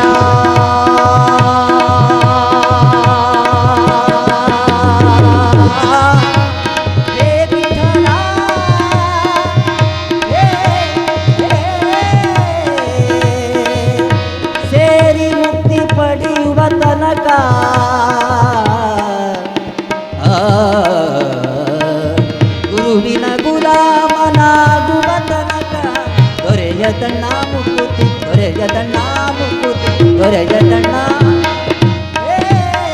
ಮುಕುತಿ ಮುಕುತಿ. जय गुरु बसवेश्वर हर हर महादेव. राजयोगी गुरु बसवेश्वर महाराज की जय. राजयोगी चन्न बसवेश्वर महाराज की जय. जय गुरु बसवेश्वर हर हर महादेव. ಎತ್ತಾಗಿ ತೊತ್ತಾಗಿ ಹಿತ್ತಲದ ಗಿಡವಾಗಿ ಮತ್ತೆ ಗುರುವಿನ ಪಾದದ ಕೆರವಾಗಿ ಗುರುವಿನ ಹತ್ತಲಿರೋ ಎಂದ ಸರ್ವಜ್ಞ. ಗುರುವಿನ ಸೇವಾ ಹೆಂಗೆ ಮಾಡಬೇಕು ಅಂದ್ರೆ ಹೇಳ್ತಾರ ಮಹಾತ್ಮರು, ಎತ್ತಾಗಿ ಸೇವಾ ಮಾಡು. ಎತ್ತುಗಳು ಹೆಂಗೆ ಒಕ್ಕಲಿಗ ಹೇಳ್ದಂಗೆ ಕೆಲಸ ಮಾಡ್ತಾವೆ. ಒಂದು ಎತ್ತನು ಹೊಳ್ಳಿ ತಿರುಗಿ ಹಿಂಗ್ಯಾಕೆ ನನಗೆ ಇಷ್ಟ್ಯಾಕೆ ದುಡಿಸ್ತಿ ಎತ್ತು ಎಂದೂ ಕೇಳಿಲ್ಲ. ಅವು ಎಷ್ಟು ಹರಗ್ತಾನಲ್ಲ ಅಷ್ಟು ಹರಗ್ತಾವ, ಎಷ್ಟು ಬಿತ್ತಾನಲ್ಲ ಅಷ್ಟು ಬಿತ್ತತಾವ. ಹೆಂಗೆ ಎತ್ತುಗಳು ಹಗಲ ರಾತ್ರಿ ಅನ್ನದೇ ದುಡಿತಾವಲ್ಲ ರೈತನ ಸಲುವಾಗಿ, ಹಂಗೆ ನೀನು ಗುರುವಿನ ಸೇವೆಯನ್ನು ಮಾಡು. ಎತ್ತಾಗಿ ಸೇವೆಯನ್ನು ಮಾಡು. ತೊತ್ತಾಗಿ ಯಾವ ರೀತಿಯಾಗಿ ಆಳ ಮನುಷ್ಯರು ಹೊಳ್ಳಿ ತಿರುಗಿ ಮಾತಾಡ್ಲಾರ್ದಂಗೆ ಕೆಲಸ ಮಾಡ್ತಾರಲ್ಲ ಹಂಗೆ ಗುರುವಿನ ಸೇವೆಯನ್ನು ಮಾಡು. ಹಿತ್ತಲದ ಮರವಾಗಿ, ಒಂದು ಹಿತ್ತಲದಲ್ಲಿರುವಂಥ ಮರ ಹೆಂಗ ತಾನು ಬಿಸಿಲಲ್ಲಿ ನಿಂತರೂ ಮನೆಯನ್ನು ನೆರಳಾಗಿರಿಸ್ತದನೋ ತಂಪಾಗಿರಿಸ್ತದನೋ ಹಂಗೆ ಸೇವಾ ಮಾಡು. ಮತ್ತೆ ಗುರುವಿನ ಪಾದದ ಕೆರವಾಗಿ ಪಾದ ರಕ್ಷೆಯಾಗಿ ಸೇವೆ ಮಾಡು. ಒಟ್ಟಿನಲ್ಲಿ ಗುರುವಿನ ಹತ್ತಲಿರೋ ಎಂದ ಸರ್ವಜ್ಞ. ನಾವೆಲ್ಲ ಬಹಳ ಶಾಣ್ಯರಿರಬಹುದು, ಆದರೆ ನಮಗೆ ಸಾವನ್ನು ಮೀರುವ ವಿದ್ಯೆ ಗೊತ್ತೈತೇನು? ನಮಗೆ ಈ ಶರೀರ ಈಗ ಬಂದೈತಿದು ಬಿಟ್ಟ ನಂತರ ಏನಾಗ್ತದೆ ಗೊತ್ತೈತೇನು? ದುಃಖದಿಂದ ಮುಕ್ತಿಯ ಉಪಾಯ ನಮಗೆ ಗೊತ್ತದ ಏನು? ಆದ್ದರಿಂದ ಮನುಷ್ಯನೇ ಹಿಂಗೆ ಗುರುವಿನ ಸೇವೆಯನ್ನು ಮಾಡು. ಆ ರೀತಿಯಾಗಿ ಸೇವೆಯನ್ನು ಮಾಡುವಂಥ ಮಹಾಗುರುನಿಷ್ಠರು, ಸೇವಾ ತತ್ಪರರು ಜೀವಪ್ಪ ಅನ್ನುವಂತಹ ಬಾಲಕ. ಹಿಂದಿನ ಕಾಲಕ್ಕೆ ಬಹಳ ಗುರುನಿಷ್ಠರಾದಂಥ ಶಿಷ್ಯರಿದ್ದರು. ಗುರುಗಳು ಹೇಳ್ರಂದ್ರೆ ಮುಗಿತು, ದೇವರು ಬಂದರು ಅದನ್ನು ಬದಲು ಮಾಡ್ಲಿಕ್ಕಾಗ್ತಾ ಇರಲಿಲ್ಲ, ಅಷ್ಟು ನಿಷ್ಠ. ಗುರು ಆಜ್ಞಾ ಪಾಲನೆಗಿಂತ ದೊಡ್ಡದಾದಂಥ ಧರ್ಮ ಯಾವುದೈತಿ? ಗುರುಗಳು ಒಂದು ಹೇಳ್ರಂದ್ರೆ ಮುಗಿದು ಹೋಯ್ತು. ಅದೇ ಬ್ರಹ್ಮವಾಕ್ಯ, ಅದೇ ಅಂತಿಮ ವಾಕ್ಯ, ವೇದವಾಕ್ಯ. ಹಿಂದಿನ ಕಾಲಕ್ಕೆ ಉಪನಿಷತ್ತಿನ ಕಾಲದಲ್ಲಿ ಅಯೋಧ ಧೌಮ್ಯ ಅನ್ನುವಂಥ ಒಬ್ಬರು ಶ್ರೇಷ್ಠ ಬ್ರಹ್ಮಜ್ಞಾನಿಗಳಾದಂಥ ಮಹಾತ್ಮರಿದ್ದರು. ಅವರ ಹತ್ತಿರ 100 ಜನ ವಿದ್ಯಾರ್ಥಿಗಳು ಬ್ರಹ್ಮಚಾರಿಗಳಾಗಿದ್ದುಕೊಂಡು ವಿದ್ಯಾಭ್ಯಾಸವನ್ನು ಮಾಡ್ತಾ ಇದ್ದರು. ಆ ಕಾಲಕ್ಕೆ ಒಂದು ದಿನ ದೊಡ್ಡದಾದಂತಹ ಮಳೆ ಬಂತು. ಮಳೆ ಬಂದ ಬಳಿಕ ಎಲ್ಲ ಒಡ್ಡುಗಳೆಲ್ಲ ತುಂಬಿದು, ಹಳ್ಳ ಕೊಳ್ಳಗಳು ತುಂಬಿದು. ಮಳೆಗಾಲದ ಕೊನೆಯ ದಿವಸಗಳಲ್ಲಿ ಅಷ್ಟು ದೊಡ್ಡ ಮಳೆ ಆಯಿತು. ಆವಾಗ ಗುರುಗಳದು ಭತ್ತದ ಗದ್ದೆ ಇತ್ತು, ಭತ್ತದ ಹೊಲ. ಅದು ಒಡೆದೈತೆ ಅಂತ ಗುರುಗಳಿಗೆ ಸಂಶಯ ಬಂತು. ಆವಾಗ ಅಲ್ಲಿದ್ದಂಥ ಶಿಷ್ಯರಿಗೆ ಹೇಳಿದರು, ನೋಡಪ್ಪ, ಯಾರೇ ಹೋಗಿ ಒಡೆದೈತೋ ಇಲ್ಲೋ, ಒಡೆದಿತ್ತು ಅಂದ್ರೆ ಆ ಒಡ್ಡು ಮತ್ತೆ ಹೊಳ್ಳಿ ಕಟ್ಟಿ ಬರೀಪ್ಪ ಅಂತ ಕಳಿಸಿದ್ರು ಒಬ್ಬನಿಗೆ. ಅರುಣಿ ಅನ್ನುವಂಥ ಒಬ್ಬ ಬಾಲಕ, 16-18 ವರ್ಷದ ಒಬ್ಬ ಬಾಲಕ ಗುರುವಿನ ಆಜ್ಞೆಯನ್ನು ಪಾಲನೆ ಮಾಡಬೇಕು ಅಂತ ಯಾವಾಗ ಹೋದ? ಮಳೆ ರಾತ್ರಿ 10-11 ಗಂಟೆಗಾಗಿತ್ತು. 11 ಗಂಟೆಗೆ ಹೋದೆವ. ಹೋದ ಬಳಿಕ ನೋಡ್ತಾನ ಒಡೆದಿತ್ತು. ಕಟ್ಟಬೇಕಂತ ನೋಡಿದ್ರ ಮಣ್ಣು ತಂದ ಒಡ್ಡು ಕಟ್ಲಾಕ ನೋಡ್ತಾನ, ಎಷ್ಟು ಮಣ್ಣು ಹಾಕಿದ್ರು ಒಡ್ಡು ನಿಲ್ಲಿಲ್ಲ. ಅವಾಗ ಗುರುಗಳು ಏನು ಹೇಳ್ಯಾರ, ಒಡ್ಡು ಒಡೆದಿತ್ತು ಅಂದ್ರೆ ಅದನ್ನು ಕಟ್ಟೇ ಬಾತ್ ಹೇಳ್ಯಾರ ಅಂತ ತಿಳ್ಕೊಂಡು ಇನ್ನು ಒಡ್ನಾನ್ ನೀರೆಲ್ಲ ಖಾಲಿ ಆಯಿತು ಅಂದ್ರೆ ಗುರುವಿಗೆ ಅಪಮಾನ ಮಾಡಿದಂಗಾಗ್ತದಂತ ತಿಳ್ಕೊಂಡು ಒಡ್ಡಿನಲ್ಲಿ ತಾನೇ ಒಡ್ಡಾಗಿ ತಾನೇ ಮಲ್ಕೊಂಡ. ಇದೆಂಥ ಗುರುನಿಷ್ಠೆ ಇರಬೇಕು. ತಾನೇ ಆ ಒಡ್ಡಿಗೆ ಅಡ್ಡಲಾಗಿ ಮಲ್ಕೊಂಡ, ರಾತ್ರಿ ಎಲ್ಲ ಒಡ್ಡಿನಲ್ಲೇ ಮಲ್ಕೊಂಡ. ಮುಂಜಾನೆ ಎಲ್ಲ ಶಿಷ್ಯರು ಪ್ರಾತರ್ ವಿಧಿಗಳನ್ನು ಮುಗಿಸಿ ಗುರುವಿಗೆ ನಮಸ್ಕಾರ ಮಾಡಲಿಕ್ಕೆ ಬರ್ತಾ ಇದ್ರು. ಅವಾಗ ಎಲ್ಲ ಶಿಷ್ಯರು ಕಂಡ್ರು, ಒಬ್ಬ ಶಿಷ್ಯ ಕಾಣಲಿಲ್ಲ. ರಾತ್ರಿ ಯಾವ ಹೋಗಿದ್ದಲ್ಲ ಅವು ಕಾಣಲಿಲ್ಲ. ಗುರುಗಳು ಕೇಳಿದರು, ಎಲ್ಲದನ ಅರುಣಿ ಅಂತ ಕೇಳಿದರು. ಗುರುಗಳ ನಿನ್ನೆ ರಾತ್ರಿ ಏನು ಹೊಲಕ್ಕೆ ಹೋಗ್ಯಾನ, ಹೊಳ್ಳಿ ಬಂದಿಲ್ಲವ ಅಂತ ಉಳಿದ ಶಿಷ್ಯರು ಹೇಳಿದರು. ಹಾಗಾದ್ರೆ ನಡಿರಿ ಎಲ್ಲರೂ ಕೂಡಿ ಎಲ್ಲದಾನ ಹುಡುಕಾಡೋನು ಅಂತ ಗುರುಗಳೇ ಹೊಲದ ಕಡೆಗೆ ಹೊರಟರು. ಅಲ್ಲಿ ಹೋಗಿ ನೋಡಿದ್ರೆ ಆರುಣಿ ಆರುಣಿ ಅಂತ ಒದರಿದ್ರೆ ಎಲ್ಲಿಯೂ ಕೂಡ ಧ್ವನಿ ಕೇಳಲಿಲ್ಲ. ಯಾಕೆ ಅಂದ್ರೆ ರಾತ್ರಿ ಎಲ್ಲ ಆ ತಂಪಾದ ಮಳೆ ನೀರಿನೊಳಗೆ ರಾಡಿಯ ಒಡ್ಡಿನಲ್ಲಿ ಮಲಗಿದ್ದರಿಂದ ಶರೀರ ಮರಗಟ್ಟದಂಗಾಗಿತ್ತು, ಧ್ವನಿ ಹೋಗಿತ್ತು. ಕೈ ಮಾಡಿ ನಾ ಇಲ್ಲೇ ಇದೀನಿ ಅಂತ ಅರುಣಿ ಹೇಳಿದ. ಧ್ವನಿಯಿಂದಲ್ಲ, ಬರೀ ಕೈ ಅಲಗಾಡಿಸಿ ಹೇಳಿದ. ಗುರುಗಳು ಬಂದರು. ಆ ಏನು ಹುಡುಗಿದ್ದ ಅವನನ್ನು ಒಡ್ನ್ಯಾಂದು ಎಬ್ಬಿಸಿದ್ರು. ಎಬ್ಬಿಸಿ ಚಲೋ ರೀತಿಯಿಂದ ಅವನಿಗೆ ಸ್ವಲ್ಪ ನೀರದು ಹೊಡೆದು ಎಲ್ಲ ರಾಡಿಯನ್ನು ತೊಳೆದರು. ತೊಳೆದ ಆ ಆರುಣಿ ಎನ್ನುವಂಥ ಬಾಲಕನನ್ನು ತಲೆ ಮ್ಯಾಲ ಕೈ ಇಟ್ಟು ಅಯೋಧ ಧೌಮ್ಯ ಮಹರ್ಷಿಗಳು ಹೇಳ್ತಾರ, ಇಂಥ ಗುರುಭಕ್ತಿಯನ್ನು ನಾನು ಹಿಂದೆಂದಿಗೂ ಕೇಳಿಲ್ಲ, ನನ್ನ ಜೀವನದಲ್ಲಿ ನೋಡಿಲ್ಲ. ಆದ್ದರಿಂದ ಇಂತಹ ಗುರುನಿಷ್ಠನಿಯದಿ ಅಂದ ಬಳಿಕ ನೀನು ಅಭ್ಯಾಸ ಮಾಡಲಾರದೆ, ತಪಸ್ಸನ್ನು ಮಾಡಲಾರದೆ, ಸಮಸ್ತ ವೇದ ಉಪನಿಷತ್ತುಗಳು ವಿಶ್ವದಲ್ಲಿರುವಂಥ ಎಲ್ಲ ಜ್ಞಾನ ನಿನಗೆ ಬರಲಿಪ್ಪ ಅಂತ ಆಶೀರ್ವಾದ ಮಾಡಿಬಿಟ್ಟು. ಎಂತಹ ಗುರುನಿಷ್ಠೆ! ಗುರುಗಳಿಗೆ ಎಂದು ಹೊಳ್ಳಿ ನೋಡಿದವರಲ್ಲ, ಕಣ್ಣಲ್ಲಿ ಕಣ್ಣಿಟ್ಟು ನೋಡಿದವರಲ್ಲ, ಗುರುವಿಗೆ ತಿರುಗಿ ಮಾತನಾಡಿದಂಥವರಲ್ಲ, ಗುರುವಿನ ಆಜ್ಞೆಯೇ ದೇವರ ಆಜ್ಞೆ ಅಂತ ತಿಳ್ಕೊಂಡು ನಡೆದಂಥವರು ದೊಡ್ಡ ದೊಡ್ಡ ಜ್ಞಾನಿಗಳಾಗಿ ಹೋದರು.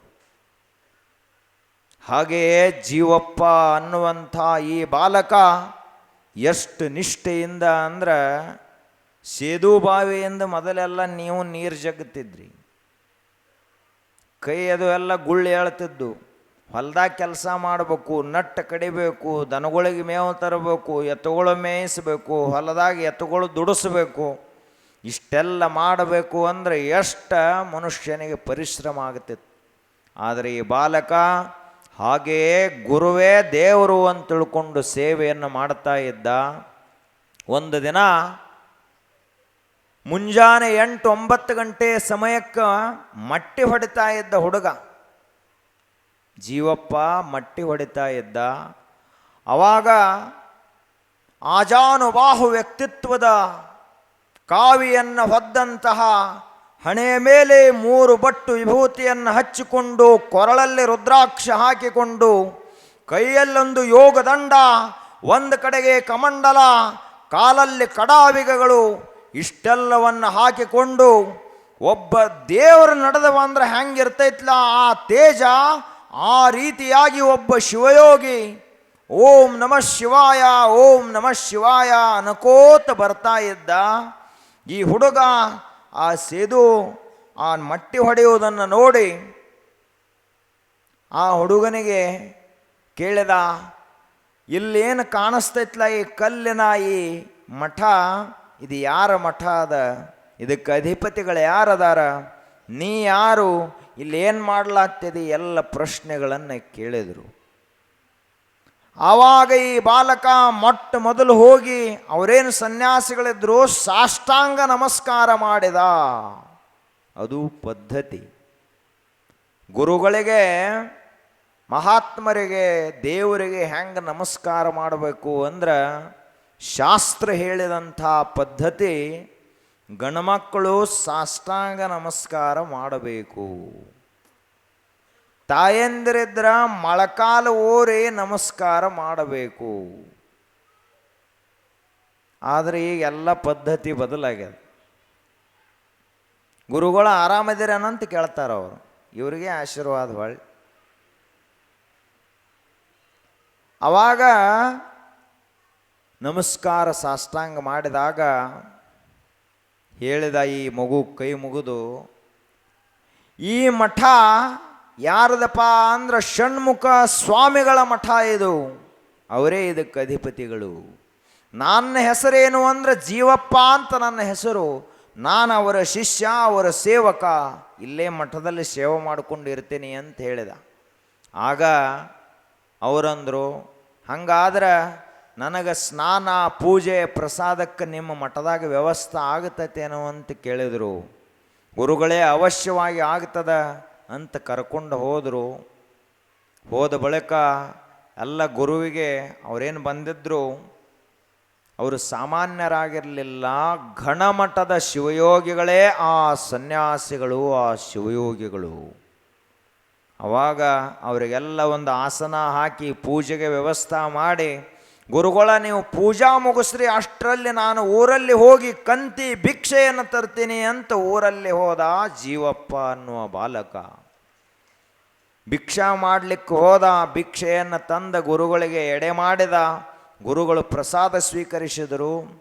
ಪ್ರಸಾದ ಆದ ನಂತರದಲ್ಲಿ ಆ ಸಿಂದಗಿಯ ಸದ್ಭಕ್ತರೆಲ್ಲ ನಮ್ಮೂರಿಗೆ ಘನಮಟ್ಟದ ಶಿವಯೋಗಿಗಳ ಬಂದಾರ ಅಂತ ಎಲ್ಲ ಹಿರಿಯರು, ತಾಯಂದಿರು, ಊರಿನಲ್ಲಿರುವಂಥ ರೈತರು ಎಲ್ಲರೂ ಕೂಡ ಬಂದು ಸೇರಿದರು ಮಠದಲ್ಲಿ.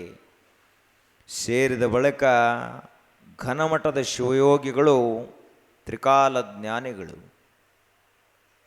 ಎಲ್ಲ ಗೊತ್ತಿತ್ತು ಅವರಿಗೆ. ಅವರು ಈ ಮಗುವಿಗೆ ಹೇಳಿದರು, ಈ ಮಗುವನ್ನು ಕುರಿತೇ ಹೇಳಿದರು ಅವತ್ತು, ಜೀವಪ್ಪ ಅನ್ನುವ ಈ ಬಾಲಕನನ್ನು ಕುರಿತು. ಇಲ್ಲಿ ಕೂಡಿರುವಂಥ ಸಮಸ್ತ ಭಕ್ತ ಸ್ತೋಮವೇ ನೀವೆಲ್ಲರೂ ಲಕ್ಷ್ಯ ಕೊಟ್ಟು ಕೇಳ್ರಿ ಅಂತ ಹೇಳಕ್ಕೆ ಚಾಲೂ ಮಾಡಿದರು. ಲಕ್ಷ್ಯ ಕೊಟ್ಟು ಕೇಳ್ರಿ. ಈಗೇನು ನೀವು ತಿಳ್ಕೊಂಡರಲ್ಲ, ಈ ಜೀವಪ್ಪ ಅನ್ನುವ ಬಾಲಕ ಬರೇ ಮಠದಲ್ಲಿ ಸೇವಾ ಮಾಡ್ಕೊಂಡದಾನ, ಸಾಮಾನ್ಯ ಹುಡುಗ ಅದಾನಂತ ನೀವು ತಿಳ್ಕೊಂಡರಿ. ಆದರೆ ಇವತ್ತು ನಾನು ಅದನ್ನು ನಿರ್ವಚನ ಮಾಡ್ತೇನೆ. ಅವನು ಸಾಮಾನ್ಯ ಬಾಲಕನಲ್ಲ, ಸಾಕ್ಷಾತ್ ಪರಶಿವನ ಅವತಾರಿ ಅದಾನ ಅಂತ ಹೇಳಿದರು. ಇದರಲ್ಲಿ ಯಾರೂ ಕೂಡ ಸಂಶಯ ತಾಳಬಾರದು. ಇದು ಒಬ್ಬ ಶಿವಯೋಗಿ ತನ್ನ ಅಂತಃಸಾಕ್ಷಿಯಾಗಿ ನುಡಿತಾ ಇರುವಂಥ ನುಡಿ. ಪರಮಾತ್ಮನ ಆಜ್ಞೆಯನ್ನೇ ನಾನು ದೇವದೂತನಾಗಿ ಹೇಳ್ತಾ ಇದ್ದೇನೆ. ಇಲ್ಲಿರುವಂಥ ಈ ಬಾಲಕ ಸಾಮಾನ್ಯ ಬಾಲಕನಲ್ಲ, ಶಿವಸ್ವರೂಪಿ ಅದಾನಿವ. ಇವನ ಕೈಯಿಂದ ಜಗತ್ತಿನ ಉದ್ಧಾರ ಆಗುವುದದ, ಇವನ ಕೈಯಿಂದ ಕಣ್ಣೀರು ಒರೆಸುವಂಥ ಕೆಲಸ ಆಗುವುದದ. ಈ ಮಗು ಜಗತ್ತಿನ ಹಣೆ ಬರಹವನ್ನು ಬದಲಿಸುವಂಥ ಒಬ್ಬ ಶಿವಯೋಗಿ ಆಗ್ತಾನ ಅಂತ ಹೇಳಿದರು. ಎಲ್ಲರೂ ಕೂಡ ಆಶ್ಚರ್ಯಚಕಿತರಾಗಿ ನೋಡಿದರು. ಆಗ ಮತ್ತೆ ಹೇಳಿದರು ಘನಮಠದ ಶಿವಯೋಗಿಗಳು, ನೀವು ನಿಮ್ಮ ಮನ್ಯಾಗ ಆಡುವಂಥ ಹುಡುಗರಂಗೆ ಈ ಹುಡುಗನನ್ನು ತಿಳ್ಕೊಳಕ್ಕೆ ಹೋಗಬೇಡ್ರಿ. ಇಲ್ಲಿ ತಕ ತಿಳ್ಕೊಂಡಿದ್ರೆ ಬರೋಬ್ಬರಿ, ಇನ್ನು ಮುಂದೆ ಇವನನ್ನು ನಿಮ್ಮ ಮಕ್ಕಳ ಸಮಾನ ತಿಳ್ಕೊಬೇಡ್ರಿ. ಇವನು ಸಾಕ್ಷಾತ್ ಶಿವಯೋಗಿ ಅದಾನ ಅಂತ ತಿಳ್ಕೋರಿ, ಸಂಶಯ ತಾಳಬಾರದು. ಅವಾಗ ಅಷ್ಟು ಹೇಳಿ ಎಲ್ಲರಿಗೆ ನಮಸ್ಕಾರ ಮಾಡಿ, ಇದು ಪರಮಾತ್ಮನ ಆಜ್ಞಾ ಇತ್ತು, ಅದಕ್ಕೆ ನಿಮಗೆ ಹೇಳಿದ್ನಿ, ನಾ ಹೊಂಟ್ನಿ ಅಂತ ಘನಮಠದ ಶಿವಯೋಗಿಗಳು ಹೇಳಿ ಹೋದರು.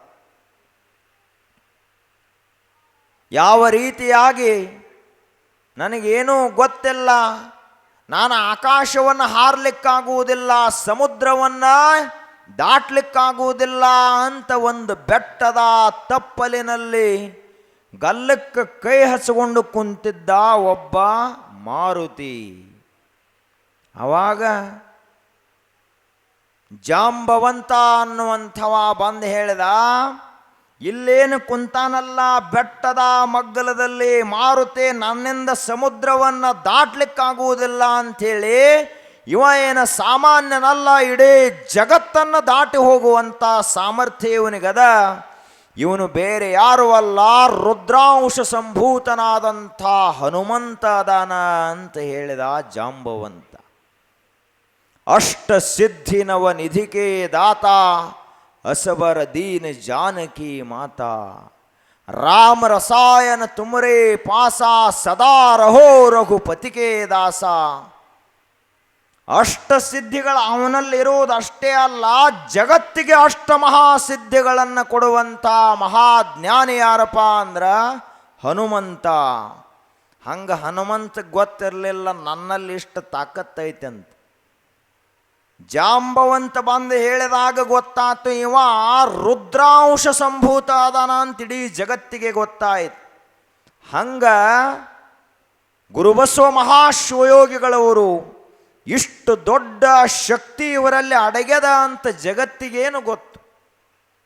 ನಮ್ಮ ಸಾಮಾನ್ಯ ಮನುಷ್ಯರಿಗೆ ಏನು ಗೊತ್ತಿರ್ತೈತಿ? ಏನು ಗೊತ್ತಿರಂಗಿಲ್ಲ. ಬರೀ ಉಣ್ಣೋದು ತಿನ್ನೋದು, ನಾಲ್ಕು ಪ್ರಪಂಚದ ಮಾತಾಡೋದು, ಮಲ್ಕೊಳ್ಳೋದು, ಮತ್ತು ಮುಂಜಾನೆ ಎದ್ದು ಅದ ರಾಟಿ. ಇಷ್ಟು ಬಿಟ್ಟರೆ ನಮಗೇನು ವಿಶೇಷ ಜ್ಞಾನ ಇರಂಗಿಲ್ಲ.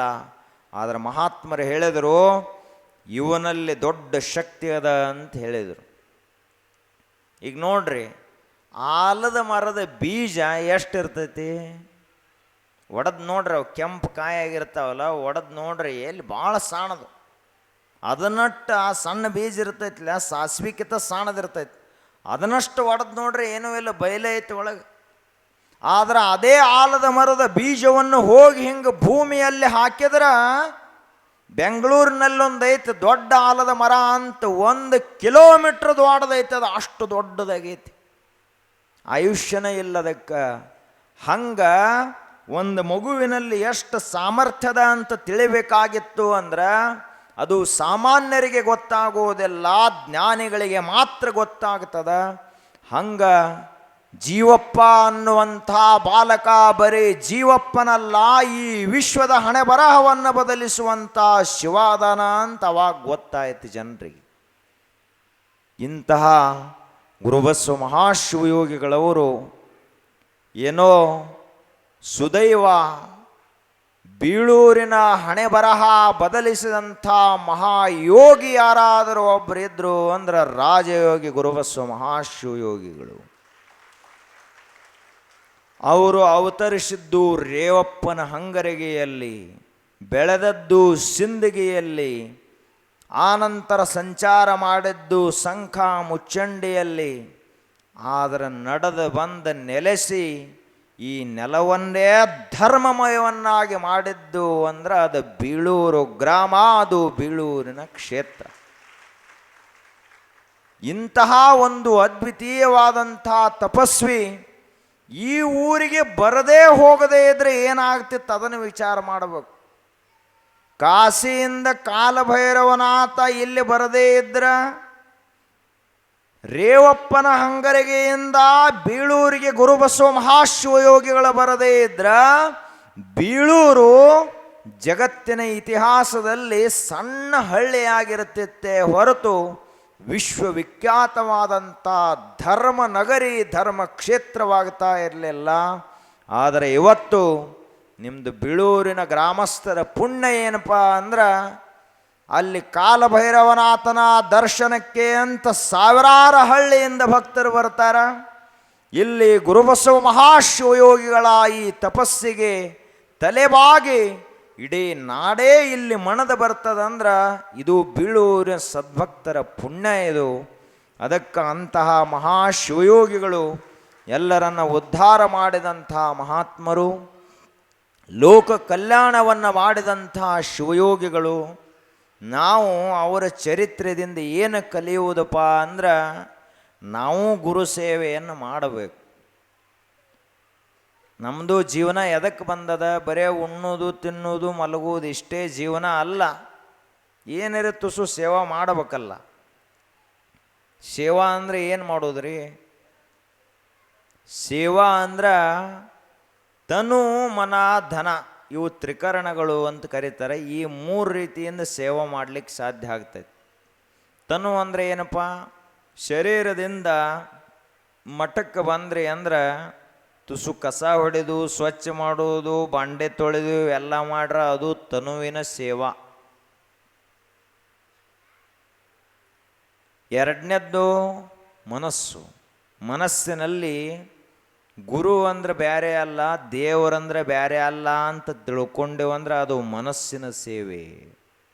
ಧನ ಅಂದ್ರೆ ನಮ್ಮಲ್ಲಿ ಒಂದು 100 ರೂಪಾಯಿ ಇತ್ತಂದ್ರೆ 1 ರೂಪಾಯಿ ಆದರೂ ಗುರುವಿನ ಜೋಳಿಗೆಗೆ ಹಾಕಿದ್ದೀವಿ ಅಂದ್ರೆ ಅದು ಧನದ ಸೇವೆ, ಹಣದ ಸೇವೆ ಅಂತ ಕರೀತಾರೆ. ಹಿಂಗೆ 3 ರೀತಿಯಿಂದ ಗುರು ಸೇವೆ ಮಾಡಲಿಕ್ಕೆ ಬರ್ತದೆ. ಆ ರೀತಿಯಾಗಿ ನಾವೆಲ್ಲರೂ ಕೂಡ ಗುರುಬಸವ ಮಹಾಶಿವಯೋಗಿಗಳವರ ಸೇವೆಯನ್ನು ಮಾಡುವುದದ. ಅಂತಹ ಮಹಾಶಿವಯೋಗಿಗಳ ಸೇವಾ ಮಾಡುವುದೇ ಒಂದು ದೊಡ್ಡ ಸೌಭಾಗ್ಯ ಅಂತ ತಿಳಿದು ಈ ಜಾತ್ರಾ ಮಹೋತ್ಸವದಲ್ಲಿ ನಾಳೆಯ ದಿನ ವಿಶೇಷವಾಗಿ ಮುಂಜಾನೆ 7 ಗಂಟೆಗಿನ ಕುಂಭ ಮೆರವಣಿಗೆ ಅದ. ಅದಕ್ಕೆ ತಾವೆಲ್ಲ ತಾಯಂದಿರು, ಎಲ್ಲ ಹಿರಿಯರು, ಯುವಕರು, ಎಲ್ಲ ಮಕ್ಕಳು ಎಲ್ಲರೂ ಕೂಡ ತಾವು ಮುಂಜಾನೆ 7 ಗಂಟೆ ಒಳಗಾಗಿ ಅಲ್ಲಿ ಬರಬೇಕು ಪಟಾರ ಕ್ಷೇತ್ರಕ್ಕೆ. ಯಾಕೆ ಅಂದರೆ ಬಿಸಿಲು ಭಾಳ ಇರೋದರಿಂದ ಕುಂಭದ ಮೆರವಣಿಗೆ ಬೇಗನೆ ಆದಷ್ಟು ಚಲೋ. ಪರಮ ಪೂಜ್ಯ ಗುರುಬಸವ ಮಹಾಶಿವಯೋಗಿಗಳವರ ನೂತನ ಶಿಲಾಮೂರ್ತಿಯ ಪುರಪ್ರವೇಶ ಅದ. ಅದಕ್ಕೆಲ್ಲರೂ ಬೇಗನೆ ಅಲ್ಲಿ ಬರಬೇಕು. ಇನ್ನು 30, 1, 2 ಈ 3 ದಿನಗಳ ಕಾಲ ಗುರುಬಸವ ಮಹಾಶಿವಯೋಗಿಗಳ ಆ ಪ್ರಾಣ ಪ್ರತಿಷ್ಠಾಪನೆಯ ಮಹಾಪೂಜಾ ಕಾರ್ಯಕ್ರಮ ಏನದ, ಅದರ ಸಲುವಾಗಿ ದಿವಸಕ್ಕೆ 11 ಜೋಡಿಗಳು ದಂಪತಿಗಳು ತಾವು ಆ ಒಂದು ಮಹಾಪುಣ್ಯದ ಎಂದಾಕೈತೋ ಗೊತ್ತಿಲ್ಲ, ಅಂಥ ಒಂದು ಸುವರ್ಣದ ಅವಕಾಶ ನಿಮಗೆ ಸಿಕ್ಕದ. ನಿಮ್ಮ ಇಷ್ಟಾರ್ಥ ಸಿದ್ಧಿಯಾಗುವಂಥ ಕಾಲ. ಯಾರ್ಯಾರು ತಾವು ಆ ಮಹಾಪೂಜೆಯಲ್ಲಿ ಭಾಗವಹಿಸಬೇಕಂತೀರಿ ದಂಪತಿಗಳು, ಅಂಥವರು ಇಲ್ಲಿ ವೇದಿಕೆ ಮೇಲಿರುವಂಥ ಸಂಚಾಲಕರ ಕಡೆಗೆ ತಾವು 11,000 ರೂಪಾಯಿಗಳನ್ನು ಕೊಟ್ಟು ಬರೆಸಿದ್ರಿ ಅಂದ್ರೆ 3 ದಿವಸ 33 ಜೋಡಿಗಳು. ಏನೋ ಒಂದು ದೊಡ್ಡ ಸೌಭಾಗ್ಯದ ರೊಕ್ಕ ಹೋಗ್ತೈತಿ ಬರ್ತೈತಿ, ಆದರೆ ಗುರುವಿನ ಕೃಪಾ ಒಮ್ಮೆ ಬಂತು ಅಂದ್ರೆ ನಮ್ಮ ಜೀವನನ ಸಾರ್ಥಕ ಆಗ್ತೈತಿ, ಧನ್ಯ ಆಗ್ತದೆ. ಅದಕ್ಕೆ ತಾವೆಲ್ಲರೂ ಅದ್ರ ಕಡೆಗೇನೋ ಸ್ವಲ್ಪ ಲಕ್ಷ್ಯ ಕೊಟ್ಟು ಇವತ್ತು 23 ತಾರೀಕು, ಇನ್ನೊಂದು 4-5 ದಿವಸದಲ್ಲಿ ಆ 11 ಜೋಡಿಗಳು ಅಂದರೆ 33 ಜೋಡಿಗಳು ತಾವು ತಯಾರಾಗಿ ಆ ಪೂಜೆಯಲ್ಲಿ ಭಾಗವಹಿಸಬೇಕು ಅಂತ ಹೇಳಿ, ಮತ್ತು ತಾವೆಲ್ಲರೂ ನಾಳೆ ಮುಂಜಾನೆ ಬೇಗನೆ ಅಲ್ಲಿ ಬರಬೇಕು ಅಂಥೇಳಿ ಎಲ್ಲರಿಗೆ ವಂದಿಸಿ, ಇವತ್ತು ಮಹಾಪ್ರಸಾದವನ್ನು ಮಾಡಿಸಿರುವಂಥ ದಾಸೋಹಿಗಳಿಗೆ ಪರಮ ಪೂಜ್ಯರಾದಂಥ ಗುರುಬಸವ ಮಹಾಶಿವಯೋಗಿಗಳವರು ಅನ್ನ, ಅಕ್ಷರ, ಧನ ಸಮೃದ್ಧಿ, ಶಾಂತಿ ಸಮೃದ್ಧಿಗಳನ್ನು ಕೊಟ್ಟು ಕಾಪಾಡಲಿ ಅಂಥೇಳಿ ಹರಸಿ, ಅವರಿಗೆ ಈಗ ವಿಶೇಷವಾಗಿ ಶ್ರೀಮಠದ ವತಿಯಿಂದ